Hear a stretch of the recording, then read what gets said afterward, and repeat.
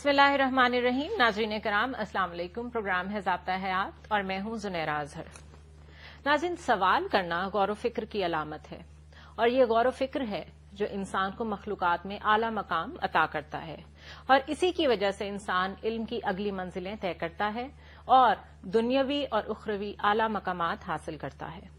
हमारे प्रोग्राम को भी मुख्तलिफ ममालिक से ईमेल्स और SMS के जरिए से मुख्तलिफ सवालात मौसूल होते रहते हैं। इसके अलावा लोग ज़ाती तौर पे भी हमसे सवालात पूछते रहते हैं। हमारा आज का ज़ाब्ता हयात ऐसे ही सवालात के लिए मखसूस है। हमारे मुस्तकिल मेहमान डॉक्टर खालिद ज़हीर हमारे साथ हैं जो आपके तमाम सवालात के जवाब देंगे। अस्सलाम वालेकुम डॉक्टर साहब। आज आपके लिए बहुत सारे क्वेश्चंस हैं और हम आपको ज्यादा नहीं बोलने देंगे। नहीं, खुशी की बात है जी, सारे सवाल आपके आगे रखना चाहते हैं हम। अल्हम्दुलिल्लाह जी, पहला सवाल है हमारे पास, अली साहब ने शिकागो से लिखा है।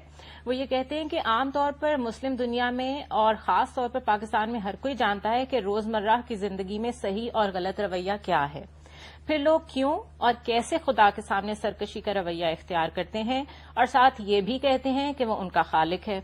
लोग अपने अकीदे के बरक्स किस तरह अमल कर लेते हैं? क्या इसका मतलब ये है कि वो खुदा पर ईमान नहीं रखते बल्कि महज ऐसा सोचते हैं?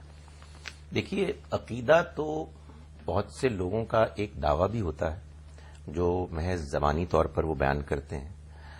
इंसान का ईमान अगर वाकई दिल से ताल्लुक रखता है तो फिर वो उसके आमाल को, उसके रवैयों को मुतासिर करता है। बिल्कुल ठीक। वरना इंसान ज़बानी तौर पर ये कहता है कि मैं अल्लाह को मानता हूं, आखिरत को मानता हूं, और अमलन जाहिर है कि उसका मुजाहिरा नहीं होता। यही एक चैलेंज है हमारे लिए इस दुनिया में कि जो हमारा ईमान है, दुनिया के बारे में जो हमारा नजरिया है, हमारा अमल और हमारा अखलाक उसके मुताबिक हो। यही इस वक्त हम मुसलमानों में चीज है कि जो बहुत ज्यादा लैक कर रही है, कि जिसको कि दूर करने की जरूरत है। एक बात और भी है, और वो ये कि हमारे ईमान में बाज लोगों ने कुछ ऐसी चीजें शामिल कर ली हैं कि जिससे कि मानने के बावजूद इंसान अमलन उससे मुतासर नहीं होता। जैसे मिसाल के तौर पर ये कि हम चूंकि मुसलमान हैं इसलिए बहरहाल हम जन्नत में जाएंगे, चाहे हम कितने से कितने बुरे आमाल भी कर लें, हमें आखिरत में शफात और सिफारिश बचा लेगी। कुरान मजीद तो इस तरह की कोई बात नहीं करता, अहादीस भी इस तरह की बातों की तायीद नहीं करती, लेकिन लोगों ने अपनी तसल्ली के लिए, अपने इत्मीनान के लिए इस तरह के नजरियात बना लिए हैं, जिसके बाद होता यह है कि इंसान मुसलमान भी होता है, कलबा भी पढ़ता है, बहुत से लोग नमाज पढ़ते हैं, हज करने जाते हैं, लेकिन बाकायदगी से झूठ बोलते हैं, बाकायदगी से लोगों के साथ ज्यादती करते हैं, हराम माल खाते हैं, दूसरों का माल हड़प करते हैं। तो जो चैलेंज है वो ये है कि जो हमारा ईमान है हम उसको अपने अंदर रासिख करें और हम उसके मुताबिक अपने अमल को ढालें। और मैं ये गुजारिश करूं कि इसके लिए बेहतरीन तरीका यह है कि इंसान गौर व फिक्र के साथ अल्लाह के कलाम को बार बार पढ़ता रहे और अपनी जिंदगी का जायजा ले उसकी रोशनी।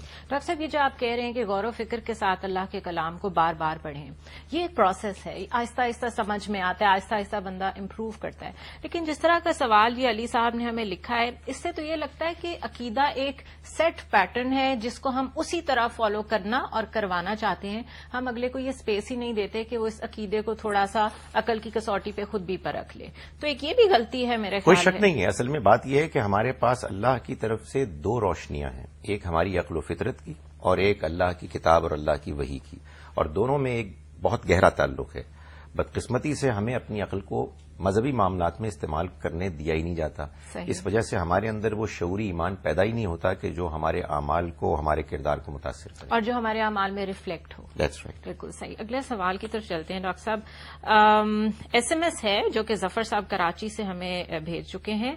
कुरान पाक में जन्नत और दोज़ख का भी जिक्र है, क्या किसी ने इनको देखा है? तो फिर कुरान में जो वाकयात हैं उनको भी बगैर देखे हम उन पर ईमान कैसे ला सकते हैं?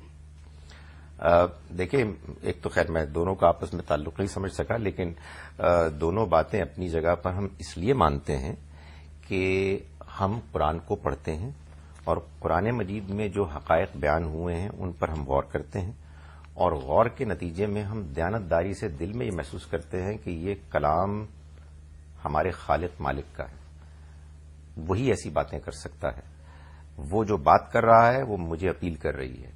जाहिर है इसमें वक्त लगता है, जैसा कि अभी पहले सवाल के जवाब में भी आपने जो गुफ्तगू की उसमें भी ये मालूम होता है ना कि हमारे यहाँ तो अनफॉर्चुनेटली होता यह है कि बगैर सोचे समझे पढ़ते हैं اور پھر جو بات ہمیں معاشرے میں بتا دی جاتی ہے وہ ہمارا عقیدہ بن جاتی ہے. بالکل.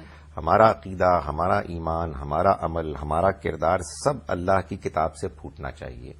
ان سوال کرنے والے صاحب کا جواب بھی یہی ہے کہ جب آپ قرآن مجید کو اول پڑھیں گے تو یقیناً بہت سے سوالات پیدا ہوں گے. سچی بات یہ کہ سوالات تو اب بھی پیدا ہوتے ہیں، ظاہر ہے. لیکن اللہ کی کتاب ایک ایسا عظیم علم کا خزانہ ہے کہ جب آپ اس پر غور کرتے ہیں، سوالات پیدا ہوتے ہیں، مزید پڑھتے ہیں تو آپ کو سوالوں کے جواب بھی مل جاتے ہیں. آپ کے اطمینان میں، آپ کے کانفیڈنس میں اضافہ ہوتا ہے. اسی کو ہم ایمان کہتے ہیں. بالکل صحیح. اور پھر انسان کی زندگی میں بہت سے ایسے تجربات بھی ہونے لگتے ہیں کہ جس سے اس کے ایمان کی مزید تائید بھی ہوتی ہے. ایسے ہم کو یہ اطمینان ہونا شروع ہو جاتا ہے کہ یہ قرآن اللہ کا کلام ہے. اس میں جو جنت اور دوزخ کا ذکر ہے وہ بھی حق ہے، اور اس میں جو واقعات بیان کیے گئے ہیں وہ بھی سچ ہے. اچھا ڈاکٹر صاحب، کچھ ہمارے پاس ریکارڈڈ کوسچنز بھی ہیں تو ہم ان میں سے بھی ایک سوال لیتے ہیں. جی السلام علیکم ڈاکٹر خالد. میرا کوشچن آپ سے یہ ہے کہ اللہ کو اپنا خالق اور مالک ماننے کے باوجود اس کے احکام پہ عمل نہ کرنا سستی کہلائے گا یا ایمان کی کمی؟ جی دیکھیے، ایمان میں کمی اور سستی میں کوئی خاص فرق نہیں ہے. اس کی وجہ یہ ہے کہ اگر آپ کا ایمان مضبوط ہے تو وہ آپ کو متحرک کرے گا، ایکٹیو کرے گا. صحیح. وہ تو ایک ایسی روشنی ہے کہ جو آپ کو چین سے نہیں بیٹھنے دے گی. اس وجہ سے اگر کوئی شخص یہ کہتا ہے کہ میں اللہ کو مانتا ہوں، آخرت کو مانتا ہوں، مجھے معلوم ہے نیکی کیا ہے اور مجھے معلوم ہے کہ جو کچھ میں کر رہا ہوں وہ غلط اور برا ہے، لیکن میں محض سستی کی وجہ سے صحیح راستے سے گریز کر رہا ہوں، تو یہ اصل میں ایمان کی کمزوری ہے کہ جس نے اس کو سست بنا دیا. تو ڈاکٹر صاحب، سست ہونا ویسے ایک رویے کا نام بھی ہے. کچھ لوگ آل ٹوگیدر اپنی لائف میں کلیکٹیولی اگر بات کی جائے سست ہوتے ہیں، ان میں کیپیبلٹیز ہوتی ہیں لیکن وہ ان کو صحیح طرح ایکسپلور نہیں کر رہے ہوتے. اس کا کیا حل ہے؟ ایمان کے معاملے میں بھی تو ایسا ہو سکتا ہے. دیکھیے، دو چیزیں ہوتی ہیں نا انسان کے زندگی میں کہ جن کی کمی کی وجہ سے انسان سست ہوتا ہے. ایک یہ کہ وہ صحیح بات نہیں جانتا اور اس وجہ سے وہ کنفیوز رہتا ہے، اور دوسرا یہ کہ صحیح بات جانتا تو ہے لیکن اس کے لیے اس کے اندر وہ موٹیویشن نہیں ہوتی، وہ اندر سے تحریک نہیں پیدا ہوتی. بالکل صحیح ہے. ایمان کی روشنی اگر وہ قرآن مجید کے ذریعے سے اس کو ملے تو اس کو دونوں کام کرواتی ہے. ایک یہ کہ اس کا تصور، اس کے نظریات زیادہ کلیئر ہوتے ہیں، خدا تعالیٰ کے موجود ہونے کا احساس زیادہ مضبوط ہوتا ہے، اور ساتھ ہی ساتھ وہ موٹیویٹ بھی ہوتا ہے. اور ایک عجیب سی انرجی آتی ہے آپ کے اندر. یقیناً چیز ہی اس طرح ایک ایسی کیفیت پیدا ہوتی ہے کہ جو انسان کو اس بات پر مجبور کرتی ہے کہ جو موت سے پہلے میرے پاس موقع ہے میں اس سے بھرپور فائدہ اٹھاؤں، اس لیے کہ آخرت میں میری اسی پرفارمنس کی بنیاد پر اللہ تعالیٰ کے ہاں میری گریڈنگ ہوگی. تو میں اس میں کیسے سست رہ سکتا ہوں؟ صحیح. ناظرین، ہمارے ساتھ رہیے گا. آپ کے سوالات ہمارے پاس ہیں اور ہم ان کا آج جواب دے رہے ہیں، but it's time for a short break.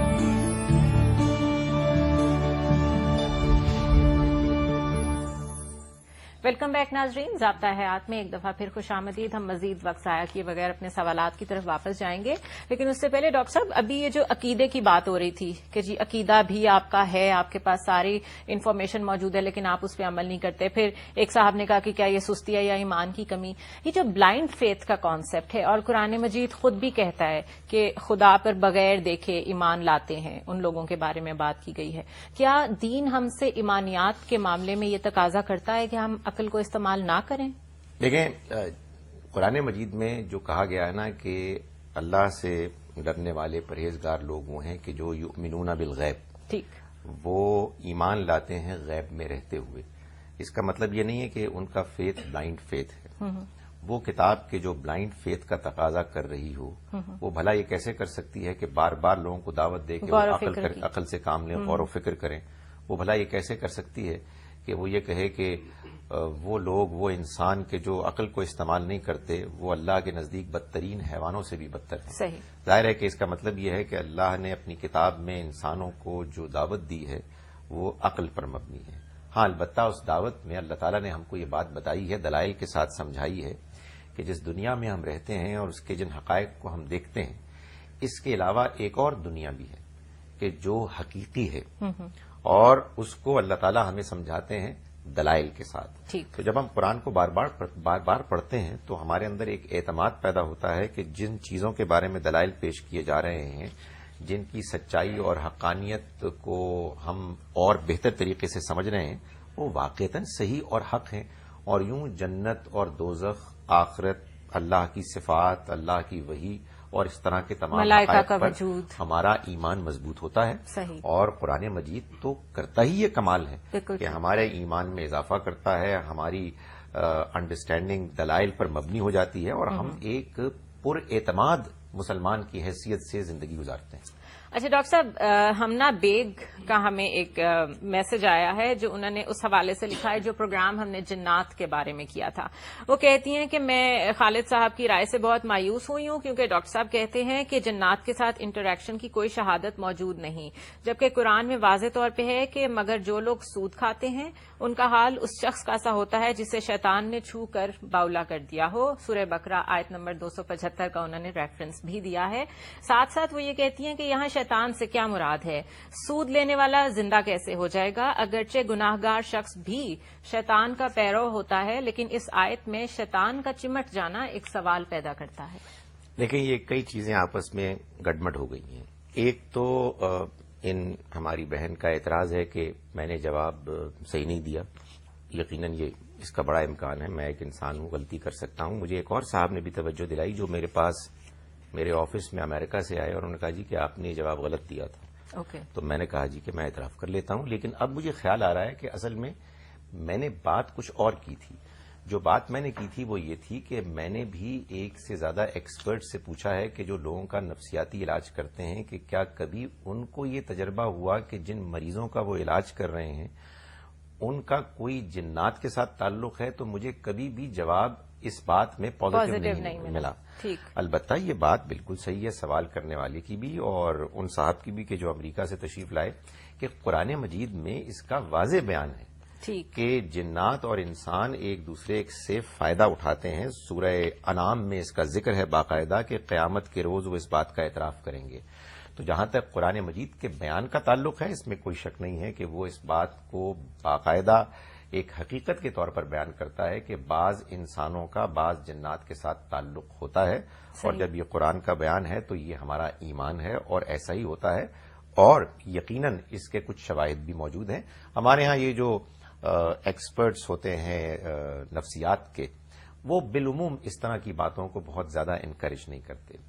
دوسری جو انہوں نے بات کی اس کا ایک پرپس بھی تو ہوتا ہے نا ڈاکٹر صاحب کہ اگر آپ انکریج کر دیں گے اور آپ کا دماغ بس اسی طرف اگر چلا گیا تو آپ اس کیفیت سے باہر نہیں آ پائیں گے کیونکہ وہ تو پھر ایک سپر نیچرل چیز کو آپ نے اپنے اوپر مسلط کر لیا. مجھے یاد ہے کہ میں نے اس دن بھی کچھ بحث کرنے کی کوشش کی تھی ہمارے جو ڈاکٹر صاحب تشریف لائے تھے خالد جمیل صاحب کہ یقیناً آپ جس طرح سے ایک سائنٹیفکلی آپریٹ کرتے ہیں آپ کا طریقہ ایسا ہی ہونا چاہیے، لیکن اس میں اس بات کی گنجائش ضرور رکھیں کہ ایک ایسی مخلوق بھی موجود ہے کہ جو انسان کو متاثر کر سکتی ہے کہ جو نظر نہیں آتی. تو آپ اپنے سوچ کے اور انویسٹیگیشن کے سکوپ کو ذرا بڑھا دیں. یہ جو دوسری بات انہوں نے پوچھی ہے میں اس آیہ مبارکہ کو جو سورہ بقرہ میں بیان ہوئی ہے آخرت سے متعلق سمجھتا ہوں. یعنی اللہ تعالیٰ یہ فرما رہے ہیں کہ وہ شخص کے جو سود کھاتا ہے قیامت کے روز جب وہ اٹھے گا تو ایسے اٹھے گا جیسے کہ کسی شیطان نے اس کو اپنی چھوت سے باولا کر لیا ہو. اس سے صاف معلوم ہوتا ہے کہ شیاطین جن جب انسان کو چھوتے ہیں تو اس کے نتیجے میں اس کا مزاج ایسا بن جاتا ہے کہ لگتا ہے کہ وہ باولا ہو گیا. یہ بھی ایک دلیل مزید ہے کہ دنیا میں ایسا یقیناً ہوتا ہوگا کہ جس کی وجہ سے قرآن مجید نے اس کی مثال بیان کی کہ قیامت کے روز ان لوگوں کا ایسا حال ہو جائے گا. ڈاکٹر صاحب شیطان کے چھونے سے مراد یہ بھی تو ہو سکتی ہے کہ شیطان نے بہکا دیا یا شیطان جو ہے وہ آڑے آ گیا کسی کام میں، نیکی کے کسی عمل میں آڑے آ گیا. اس سے پتہ یہ چلتا ہے کہ ایک مجازی مفہوم ہوتا ہے اور ایک ظاہری مفہوم ہوتا ہے. ایک عام آدمی کس طرح دونوں میں ڈفرینشیٹ کرے؟ ایک تو قرآن مجید نے خود واضح کر دیا سورہ آل عمران کی آیت نمبر 7 میں کہ اللہ تعالیٰ جہاں کہیں بھی اس دنیا کی بات کرتا ہے کہ جس دنیا کو ہم دیکھ نہیں سکتے، جیسے جنت ہے، دوزخ ہے، اللہ تعالیٰ کی صفات ہیں، فرشتے ہیں اور جنات ہیں، تو ان کو اللہ تعالیٰ نے جس زبان میں بیان کیا ہے وہ متشابہات ہیں. یعنی ان میں جو الفاظ استعمال ہوئے ہیں ان کا وہ ظاہری مفہوم کہ جو ہم سمجھتے ہیں حقیقت بین ہی وہ نہیں ہے. بلکہ ہم کو بس موٹا موٹا یہ ایمان رکھنا چاہیے کہ جو بات بیان کی گئی ہے بس اتنی ہی بات ہم سمجھ سکتے ہیں. رہی یہ بات کہ جو آپ بیان فرما رہی ہیں اس آیہ مبارکہ سے متعلق، تو میرا اپنا خیال یہ ہے کہ اس میں جو بات کی گئی ہے وہ بات بعض انسانوں کے مشاہدے میں بھی آتی ہے. بعض لوگ ایسے باولے ہو جاتے ہیں، عجیب و غریب باتیں کرنے لگتے ہیں کہ جس کا کہ کوئی آپ کے پاس دنیاوی سائنٹیفک کوئی نفسیاتی ریزن نہیں ہوتا.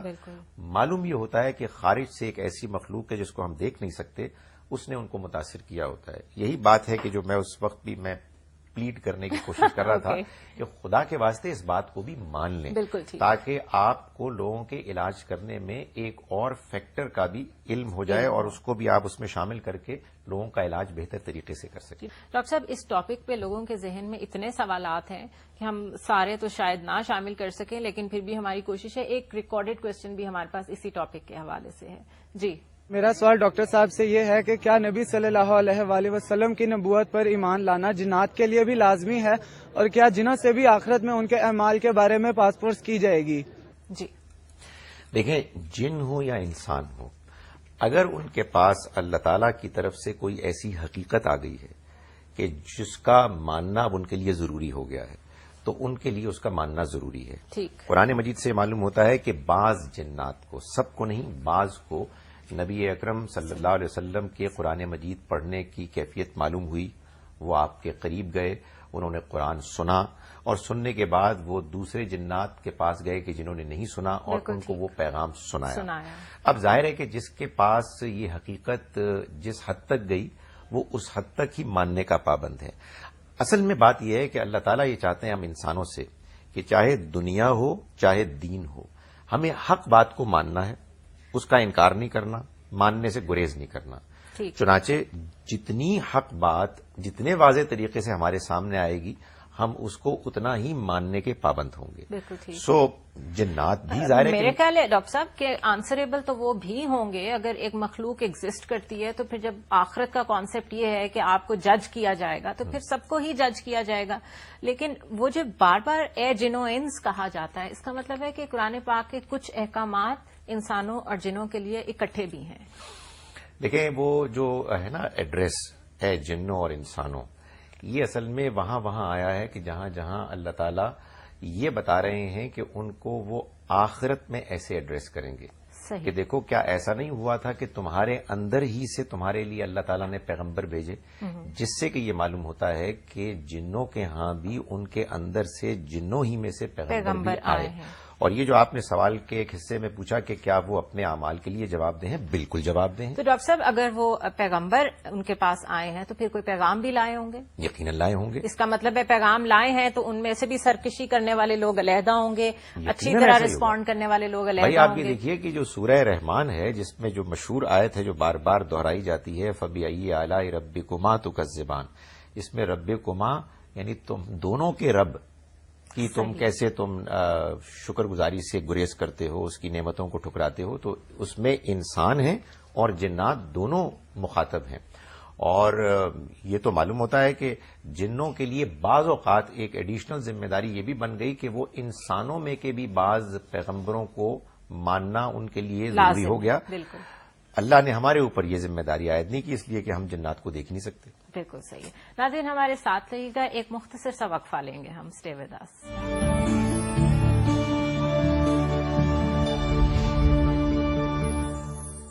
ویلکم بیک ناظرین، ضابطہ حیات میں ایک دفعہ پھر خوش آمدید، اور ہم آپ کے ہی سوالات ڈاکٹر خالد ظہیر کے آگے رکھ رہے ہیں۔ ڈاکٹر صاحب، next question Mrs Firdausi Farooqui نے ہمیں لکھا ہے۔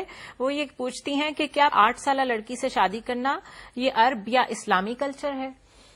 دیکھیں، یہ اطلاع کہ عائشہ رضی اللہ عنہا کی عمر 8 یا 9 برس کی تھی، یہ ہمیں قرآن نے نہیں بتائی، بالکل صحیح۔ یہ ہمیں ایک ایسے ذریعے سے ملی ہے کہ جس کو آپ خبر واحد کہتے ہیں، یعنی ایک فرد نے دوسرے کو، دوسرے نے تیسرے کو بتایا، اور اس کے مقابل میں اور بھی ہمارے پاس اسی حقیقت کے بارے میں اطلاعات ہیں، جس سے کہ یہ معلوم ہوتا ہے کہ آپ کی عمر جو تھی وہ 18-19 برس کی تھی۔ ظاہر ہے کہ اس میں تحقیق ایسے بھی ہوگی کہ بات کون سی زیادہ اوتھینٹک ہے بظاہر، اور اس کے سمجھنے میں بھی ظاہر ہے کہ غلطیاں، کوتاہیاں ہو سکتی ہیں، اور یہ بھی ہم دیکھیں گے کہ کون سی بات زیادہ مدلل، معقول اور سمجھ میں آنے والی لگتی ہے۔ اللہ کے پیغمبر صلی اللہ علیہ وسلم کا پیغام تمام دنیا والوں کے لیے ہے، ہم آپ کو پیش کرتے ہیں اللہ کی طرف سے، اللہ کے نمائندے کی حیثیت سے۔ اس وجہ سے اگر تو آپ کے بارے میں ہمارے پاس کوئی ایسی معلومات ہے کہ جس کے بارے میں ہم پوری طرح کانفیڈنٹ ہیں، جیسے مثال کے طور پر قرآن مجید سے معلوم ہوتا ہے کہ آپ نہ لکھ سکتے تھے نہ پڑھ سکتے تھے، تو اسے تو ہم پورے اعتماد کے ساتھ پیش کریں گے، چاہے کوئی شخص کچھ بھی کہے۔ لیکن وہ اطلاعات، وہ انفارمیشن کہ جس کے بارے میں ہم 100% سرٹن نہیں نہیں ہیں، ہے۔ اس کے بارے میں بس ہم یہی کہیں گے کہ یہ ایک رائے ہے، ایک اوپینین ہے، ایک انفارمیشن ہے، اس کے علاوہ اور بھی اوپینینز ہیں کہ جن کو سامنے رکھنا چاہیے، اور یہ کوئی دین نے ہمارے لیے ماننا ضروری قرار نہیں دیا۔ اچھا ڈاکٹر صاحب، لیکن اگر ایک کلچر میں کوئی پریکٹس ہے تو ضروری تو نہیں کہ وہ دوسرے کلچر میں نہ ہو، یا دوسرے کلچر میں اس کو معیوب سمجھا جاتا ہو یا نہ سمجھا جاتا ہو۔ یہ کلچرل چیزوں کو ہم ریلیجن کے ساتھ مکس کیوں کر دیتے ہیں؟ لیکن زنیرہ بات یہ ہے، نبی اکرم صلی اللہ علیہ وسلم کی ذات گرامی ہمارے دین میں اہم ترین ہے۔ بالکل۔ آپ کے بارے میں ہم کو دنیا میں یہ پیغام پیش کرنا ہے کہ آپ اللہ کے نمائندے ہیں، چنانچہ وہ آپ کے بارے میں معلومات کہ جس کے بارے میں ہمیں کوئی شک و شبہ نہیں، وہ تو ہم پیش کریں گے، ہم اس کو ڈیفینڈ کریں گے، ہم اس کے دلائل پیش کریں گے۔ آپ کے بارے میں وہ معلومات کہ جس کے بارے میں ہم خود جانتے ہیں کہ کوئی 100% یقینی بات نہیں ہے، اور اس انفارمیشن سے بہت سے لوگ اس کو سن کر کچھ گریز کرتے ہیں، تو آخر ہم اس کو کیوں پیش کریں گے؟ ہم یہ کیوں نہیں بتائیں گے کہ دیکھو اس حقیقت کے بارے میں ایک سے زیادہ انفارمیشن موجود ہے؟ اور میں آپ کو یہ بتا رہا ہوں کہ ہماری تاریخ ہی میں یہ بات بھی بیان کی جاتی ہے کہ اگر ایک اور اینگل سے کہ جو مجھے زیادہ مدلل اور کنونسنگ لگتا ہے دیکھا جائے، تو عائشہ رضی اللہ عنہا کی عمر جب کہ آپ کا نکاح ہوا اور آپ کی رخصتی ہوئی تو 19 برس تھی۔ صحیح۔ تو میں آخر یہ بات کیوں نہ پیش کروں؟ وہی فیکٹ کہیں اور کسی کہیں اور اور طرح لکھا ہوا ہے، لکھا ہوا کسی اور جگہ کسی اور طرح لکھا ہوا ہے۔ بالکل ٹھیک ہے۔ اور ہسٹری کا یہ سٹائل ہے ڈاکٹر صاحب، بالکل صحیح کہ آپ تحقیق کسی طرح کرتے ہیں، ڈفرنٹ اینگل اور میں گزارش کروں کہ ہسٹری کچھ بھی ہو، ہمارے پیغمبر کی ذات گرامی جو ہے وہ اس معاملے میں بہت اہم ہے۔ آپ کے بارے میں ہم کوئی معلومات دیتے ہوئے حد درجے احتیاط کریں گے۔ بالکل صحیح۔ تو ڈاکٹر صاحب ایک ریکارڈیڈ کوشچن لیں گے ہم اب۔ جی، میرا نام منزلہ سلمان ہے۔ میرا ڈاکٹر صاحب سے ایک سوال ہے کہ کیا ایک خاتون مرد کو پرپوز کر سکتی ہے؟ جی ڈاکٹر صاحب۔ جی کیوں نہیں کر سکتی؟ دیکھیں بات یہ ہے کہ پرپوز کرنے کا طریقہ معقول ہونا چاہیے، اس انداز میں ہونا چاہیے کہ جس سے معلوم ہو کہ وہ نکاح سے پہلے خامخواہ آپس میں الگ سے جا کے مل نہیں رہے ہیں۔ ڈاکٹر صاحب، حضرت خدیجہ رضی اللہ تعالی عنہا نے بھی تو بڑے اچھے طریقے سے نبی کریم صلی اللہ علیہ وسلم کو پیغام پہنچایا تھا۔ ایسا ہی تھا، اور عرب معاشرے میں یعنی اس طرح کے معاملات میں کوئی چیز معیوب نہیں سمجھی جاتی تھی۔ اصل میں جو چیز ناپسندیدہ ہے وہ یہ ہے کہ مرد اور عورت شادی سے پہلے نکاح کے بغیر تنہا ایک دوسرے سے ملتے رہیں اور ایک دوسرے کے ساتھ ایسی باتیں کرتے رہیں کہ جو اخلاق سے گری ہوئی ہیں۔ اس سے گریز کرنا چاہیے۔ اس سے ظاہر ہے کہ ہم کو معاشرے میں تمام نوجوانوں کو یہ بتانا چاہیے کہ انہوں نے اپنے آپ کو بچا کے رکھنا ہے، اور باقی ظاہر بات ہے کہ نکاح تو ہے ہی اس چیز کا نام کہ ایک مرد اور عورت کے درمیان ایک ایسا رشتہ قائم ہوا ہے کہ جس میں اب وہ مل جل کر ایک خاندان کو وجود میں لائیں گے۔ تو اس میں جب شوہر سے اور بیوی سے، دولہا اور دلہن سے یہ پوچھا جاتا ہے کہ کیا وہ راضی اور آمادہ ہیں یا نہیں، تو اس کا مطلب یہی ہوتا ہے کہ ان کی رضامندی شامل ہے، اور رضامندی کا اظہار کرنے میں آخر کوئی حرج نہیں، کہیں سے تو آغاز ہوگا اس کا۔ یقیناً ڈاکٹر صاحب، یہ کہاں سے ہمارا مائنڈ سیٹ ایسا بن گیا ہے کہ ہم باقاعدہ کوشچنز پوچھتے ہیں کہ کیا اگر فلاں کا مرد کر سکتا ہے تو عورت کر سکتی ہے؟ کیا اس میں ہمارے اوپر جو ایک کلچرل انفلوئنس ہے ایک اور مذہب کے ساتھ رہنے کا، اس کا بہت رول ہے؟ یہی لگتا ہے، کیونکہ عرب معاشرے میں صورتحال اس سے بہت مختلف کیونکہ متاثر تو اگر ہم نے کسی کلچر سے ہی ہونا ہے تو پھر ہمیں عرب کلچر سے ہونا چاہیے تھا، جس سے ہم بالکل متاثر نہیں ہیں، جہاں زیادہ اوپننیس ہے، جہاں پہ عورت بہت کھل کر اپنے رائٹس کا استعمال کرتی ہے۔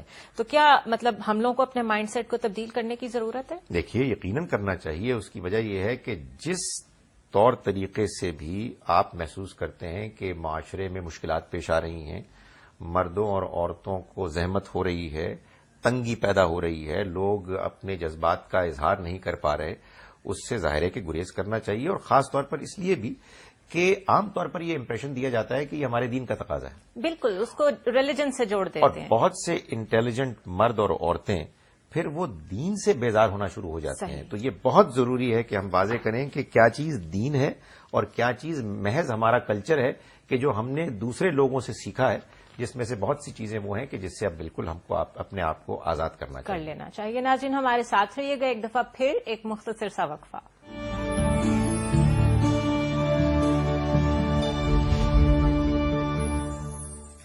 ویلکم بیک ناظرین، ضابطہ حیات کے ساتھ ایک دفعہ پھر میں ہوں آپ کے سامنے ڈاکٹر خالد ظہیر کے ساتھ. ڈاکٹر صاحب، ایک کوشچن ہے ہمارے پاس کہ کیا نشے کی حالت میں طلاق واقع ہو جاتی ہے؟ دیکھیے، طلاق کے لیے قرآن مجید نے جو الفاظ استعمال کیے ہیں سورہ بقرہ میں، وہ یہ ہے کہ وَإِنْ عَزَمُ الطلاق، اگر وہ شخص یعنی شوہر طلاق کا عزم کر لے. عزم کا مطلب ہے اس نے سوچ لیا، فیصلہ کر اس نے لیا. فیصلہ کر لیا اور اب وہ اس فیصلے کو نافذ کرنے کی طرف بڑھ رہا ہے. ظاہر ہے نشے کی حالت میں تو ایک شخص کو پتہ ہی نہیں ہوتا وہ کیا بول رہا کیا کر رہا ہے. اس شخص کے لیے جب تک ابھی اللہ تعالیٰ نے تدریج کے ساتھ لوگوں کو شراب چھڑوائی تھی تو یہ بھی فرمایا تھا کہ نماز کے قریب بھی نہیں جانا چاہیے. تو ظاہر ہے کہ ایک خاندان کو بالکل توڑ دینے کا فیصلہ انسان کرے ایسے کہ اس کو یہ معلوم ہی نہ ہو کہ وہ کیا لفظ بول رہا ہے، تو یہ بالکل اس کا کوئی تعلق ہمارے دین کے بتائے ہوئے طریقے سے نہیں ہے. ڈاکٹر صاحب، الکوہلزم کے جو ایکسپرٹس ہیں وہ یہ بھی کہتے ہیں کہ شراب پینے کے بعد آپ کے اندر کا انسان اپنے اوپر کوئی قدغن لگائے بغیر سامنے آ جاتا ہے، یعنی کہ ہم لوگ اپنے آپ کو کنٹرول کر کے چلتے ہیں اصل میں، اور وہ ہمارا وہ روپ ہوتا ہے جو کنٹرول میں نہیں ہوتا. تو کیا یہ بھی تو ایک اینگل ہو سکتا ہے کہ جو آپ کا اصل روپ سامنے آیا اس میں آپ نے جو حرکات کی اصل میں you mean to do it, آپ ویسا کرنا چاہتے ہیں؟ ایک بات یہ ہے کہ انسان کے مختلف موڈز ہوتے ہیں. ٹھیک. بعض اوقات غصے میں بھی آ جاتا ہے، لیکن غصے میں کیا جانے والا فیصلہ اصل میں صحیح نہیں ہوتا، وہ اس کے لیے ٹھیک نہیں ہوتا. عقل ہم جس کو کہتے ہیں نا، وہ انسان کو قابو میں رکھتی ہے، ڈسپلن رکھتی ہے، انسان کو یہ بتاتی ہے کہ تم اس وقت جس طرف بڑھ رہے ہو یہ تمہارے خاندان، تمہارے مستقبل کے لیے مناسب نہیں ہے. تو آپ نے جو الکوہل کے بارے میں معلومات دی اس سے تو یہ بات زیادہ واضح ہو گئی کہ نشے کی حالت میں تو کسی صورت بھی کسی بات کو، کسی قول اور فیصلے کو نہیں ماننا چاہیے. صحیح. ڈاکٹر صاحب، نکاح نامہ تو ہوتا ہے، کوئی طلاق نامہ بھی ہوتا ہے؟ دیکھیے، اول تو نکاح نامہ بھی نہیں تھا. یہ تو ہمارے ملک نے قانون بنایا اور سب اس کے پابند ہو گئے. میں یہ سمجھتا ہوں کہ اسی طرح سے طلاق نامہ بھی ہونا چاہیے تاکہ یہ ہر روز کی جو ایک مسائل ہمارے سامنے آتے ہیں کہ ایک شخص نے، شوہر نے غصے میں آ کے اپنی بیوی کو 3 طلاقیں دے دیں، وہ مسئلہ ہی ختم ہو جائے. اور ہمارا ملک، جیسا کہ کاؤنسل آف اسلامک آئیڈیالوجی نے اس کو پرپوز بھی کیا ہے کسی موقع پر، ہمارے ملک کا یہ قانون بن جائے کہ جب کبھی بھی کوئی شوہر اپنی بیوی کو طلاق دے گا تو پہلے کچھ فارمیلٹیز ہیں کہ جن کو وہ پورا کرے گا. اور ظاہر ہے کہ جب اس کو کر رہا ہوگا تو پھر وہ سوچے گا، غور کرے گا، اس کو دوبارہ، اور وہ ایک سوچا سمجھا ہوا فیصلہ بھی ہوگا. That's right. وہی عزم الطلاق والی بات ہو جائے. بالکل صحیح. ڈاکٹر صاحب، ایک اور فیکٹ بھی تو ہے، جب ایک ایسی عورت جس کی طلاق ہو چکی ہوتی ہے اور وہ کسی کو یہ بتاتی ہے کہ میں نے خود طلاق لی تھی، لوگ نہیں مانتے، لوگ کہتے ہیں جی طلاق دے دی گئی ہوگی، بیچاری کو دھتکار دیا گیا ہوگا اور اب اپنے آپ کو کور کرنے کے لیے یہ کہہ رہی ہے کہ جی میں نے خود طلاق دی تھی. تو طلاق نامہ بہت سارے مسائل کا حل بھی ہو سکتا ہے. ہاں، وہ اس میں کوئی شک نہیں ہے کہ اگر وہ ایک ایسی ڈاکومنٹ ہو کہ جس پر کہ سب کا اتفاق ہو جائے اور یہ بات معلوم ہو کہ جب بھی طلاق ہوئی ہے اس میں ایک پروسیس فالو کیا گیا ہے، پھر اس طرح کے انشاءاللہ مسائل پیدا نہیں ہوں گے. کہ جو میں آپ کو یہ بتاؤں کہ ہمارے معاشرے میں بہت زیادہ ہیں، یعنی ایسے مسائل بھی ہیں کہ جس میں طلاق دی گئی اور طلاق نافذ ہو گئی اور خاندان الگ الگ ہو گئے اور بچے بیچارے خراب ہو رہے ہیں، اور ایسے واقعات بھی ہیں کہ جس میں طلاق واقعی شرعی طور پر ہو چکی ہے اور وہ ساتھ رہ رہے ہیں، لیکن وہ ساتھ رہ رہے ہیں اس لیے کہ وہ کسی کو بتا نہیں رہے. بالکل صحیح. ڈاکٹر صاحب، ریکارڈڈ کوشچن دیں گے ہم ایک. جی السلام علیکم، میرا نام محمد موسیٰ ہے. میرا سوال ڈاکٹر صاحب سے یہ ہے کہ کیا پرائز بانڈ کا نام لینا جائز ہے؟ جی ڈاکٹر صاحب. دیکھیے، اس میں اختلاف ہو سکتا ہے لیکن میری اپنی اب تک کی انڈرسٹینڈنگ میں پرائز بانڈ ٹھیک نہیں ہے. اس کی وجہ یہ ہے کہ اصل میں اس میں تو 2 طرح کی قباحتیں ہیں. وہ سود کے جو عام طور پر حکومت لوگوں کو دیتی ہے، پرائز بانڈ کی صورت میں اصل میں اس کی رقم کو وہ جمع کر لیتی ہے اور بعض لوگوں کو انعام دیتی ہے اور باقی دوسرے لوگ جن کی انویسٹمنٹ ہوتی ہے ان کو کچھ بھی نہیں ملتا. دوسرا یہ ہے کہ یہ تو جوا ہے. ظاہر ہے کہ اس میں بس آپ صحیح نمبر اگر آپ کے پاس ہے تو آپ کو پیسے مل جائیں گے، اور اگر آپ کے پاس صحیح نمبر نہیں ہے تو آپ کو نہیں ملیں گے. بہت سارے لوگ یہ کہتے ہیں کہ اصل میں جوئے میں تو کوئی شخص جیتتا ہے اور کوئی ہارتا ہے، یہاں آپ کے جو پرنسپل اوریجنل اماؤنٹ ہے وہ تو انٹیکٹ رہتی ہے. تو میں نے گزارش کی کہ اصل میں جو اوریجنل اماؤنٹ ہے اس سے زیادہ اس کو ملنی تھی اگر سب کو یکساں طور پر ملتی. لیکن وہ انہوں نے ایک طریقہ یہ اختیار کیا کہ بجائے اس کے کہ سب کو دیں، انہوں نے سب کو جو ملنا تھا اس کو اکٹھا کر لیا اور چند لوگوں کو دے دیا. تو یہ ٹھیک نہیں لگتا. اور ڈاکٹر صاحب یہ ٹیکٹکس بھی ہیں نا بینکنگ میں اپنی طرف کسٹمرز اٹریکٹ کرنے کے لیے لوگ آپ کے پاس انویسٹمنٹس کریں اسٹاک ایکسچینج میں، تو ان ٹیکٹکس میں میرے خیال ہے بیسک کانسیپٹ کو سمجھ لینا چاہیے کہ ہو کیا رہا ہے، جی، اور کافی مسئلے آسان ہو جائیں. یہ تو حکومت کا ایک طریقہ ہے کہ جس میں کہ وہ اپنے لیے پیسے اس طرح سے کھینچتے ہیں. بالکل صحیح. ناظرین ہمارے ساتھ رہیے گا. We will meet after a short break.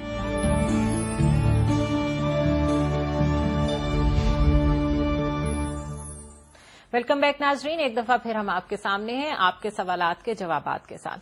Doctor صاحب نیکسٹ کوشچن جو ہے وہ ہے کہ کیا عورتوں کو انڈین ساڑھی پہننے کی اجازت ہے اسلامی لباس کو ذہن میں رکھتے ہوئے کہ اس سے ان کا جسم مکمل طور پر چھپا ہوتا ہے، اور کیا عورتیں ایسی جگہ کام کر سکتی ہیں جہاں ساڑھی پہننا لازمی ہو؟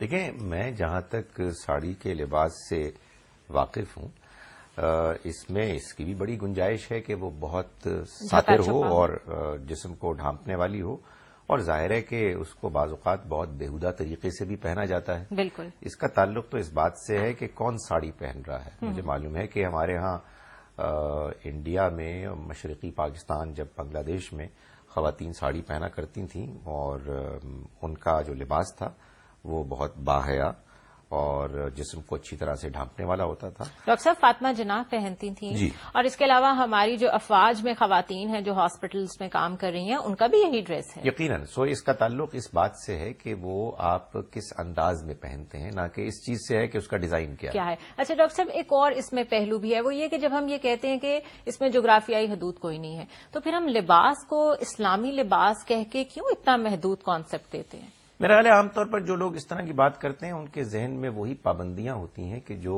ان کے خیال میں ملحوظ رکھنی ضروری ہیں.